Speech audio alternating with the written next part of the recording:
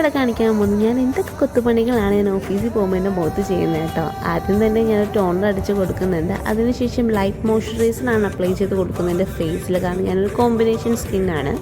അതിനുശേഷം ഞാൻ സ്പൂലി വെച്ചിട്ട് ജസ്റ്റ് പിരിയം ഷേപ്പ് ചെയ്ത് കൊടുക്കുന്നുണ്ട്. അതിനുശേഷം ലൈറ്റ് ഐ ഷാഡോ എടുത്തിട്ട് കണ്ണിൻ്റെ മേലെ ജസ്റ്റ് ഒന്ന് സ്മഗ് ചെയ്ത് കൊടുക്കുന്നുണ്ട്. രണ്ട് കണ്ണിൻ്റെ മേലെ വലിച്ചു കൊടുക്കുന്നുണ്ട്. അതിനുശേഷം ഷിമ്മർ എടുത്തിട്ട് അപ്ലൈ ചെയ്യുന്നുണ്ട്. അതിൻ്റെ മുകളിൽ കുറച്ചും കൂടി ബ്രൗണിഷ് കളർ എടുത്തിട്ട് ജസ്റ്റ് ഒന്ന് ഷെയ്ഡ് ചെയ്ത് കൊടുക്കുന്നുണ്ട്, ആ കളറൊന്ന് ലൈറ്റ് ആകാൻ വേണ്ടിയിട്ട്.